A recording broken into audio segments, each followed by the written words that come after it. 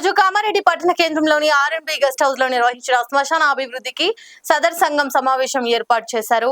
TPCC state general secretary గడ్డం చంద్రశేఖర్ రెడ్డి, వివిధ కులం సంఘం అధ్యక్షులు పాల్గొన్నారు. గడ్డం చంద్రశేఖర్ రెడ్డి మాట్లాడుతూ కామారెడ్డి పట్టణంలోని శిథిలా వ్యవస్థలో ఉన్న వైకుంఠ ధామాల అభివృద్ధి పునరుద్ధరణకే చేపట్టాల్సిన అవసరం ఉందని టీపీసీసీ స్టేట్ జనరల్ సెక్రటరీ తెలిపారు. ఇక పార్టీలకు కుల సంఘాలకు అతీతంగా శ్మశాన వాటిక అభివృద్ధి చేసుకోవాల్సిన అవసరం ఉందని ముందుకు వచ్చిన ప్రముఖ వ్యాపారవేత్త తిమ్మయ్య గారి సుభాష్ గారిని అభినందిస్తున్నామని, సేవా కార్యక్రమాల్లో ముందుకు రావడం సంతోషంగా ఉందని ఆయన తెలిపారు. కామారెడ్డి పట్టణంలో ఎంత పెద్ద పట్టణమైనా కూడా ఎంతో అధ్వాన పరిస్థితిలో ఉన్నటువంటి రెండు హిందూ శ్మశాన వాటికల యొక్క అభివృద్ధి గురించి స్వచ్ఛందంగా ఎస్ఆర్ ఫౌండేషన్ ద్వారా పూర్తి అభివృద్ధి చేసే దిశగా ముందుకొచ్చినటువంటి తిమ్మయ్య గారి సుభాష్ రెడ్డి గారికి అభినందనలు తెలియజేస్తూ, అదేవిధంగా ఇది ఏకపక్షంగా పోవద్దన్న ఉద్దేశంతో అన్ని కామారెడ్డిలో ఉన్నటువంటి 34 కుల సంఘాల అధ్యక్షులతోని ఈరోజు కుల సంఘాల సదర్ సమావేశం ఏర్పాటు చేసుకోవడం జరిగింది.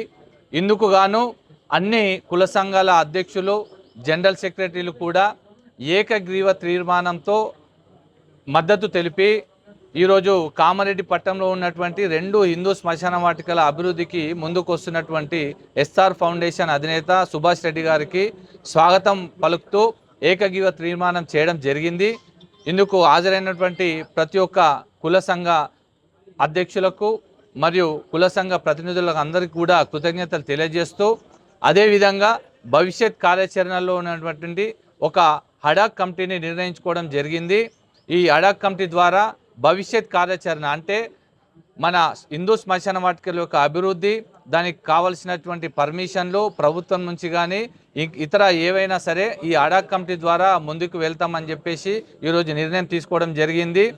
ఇందుకు గాను స్థానికంగా ఉన్నటువంటి ఎమ్మెల్యే గారు కావచ్చు, కాంగ్రెస్ ప్రభుత్వంలో ఉన్నటువంటి ప్రభుత్వ పెద్దలు కావచ్చు, అందరూ కూడా దీనికి పూర్తి మద్దతు తెలియజేస్తారని చెప్పి తెలియజేసుకుంటూ, ఇటువంటి స్వచ్ఛంద కార్యక్రమాల ద్వారా ముందుకు వస్తున్నటువంటి ఇంకా ఎవరైనా సరే దాతలు పెద్ద ఎత్తున విరాళం ఇవ్వడానికి ముందుకు వస్తే వాళ్ళ యొక్క దాతలు వచ్చి ఇచ్చేటువంటి డబ్బులు కూడా స్వీకరించి దీని యొక్క అభివృద్ధికి తోడ్పాటు కావాలని చెప్పేసి ఇక్కడ ఉన్నటువంటి 34 కుల సంఘాలు కూడా వాళ్ళ సంఘం ద్వారా ఏదైతే ఆర్థిక సాయం ఉందో వారి యొక్క స్తోమతను బట్టి ముందుకు వచ్చి వాళ్ళు ఈ అభివృద్ధిలో పాల్గొంటామని చెప్పడం జరిగింది.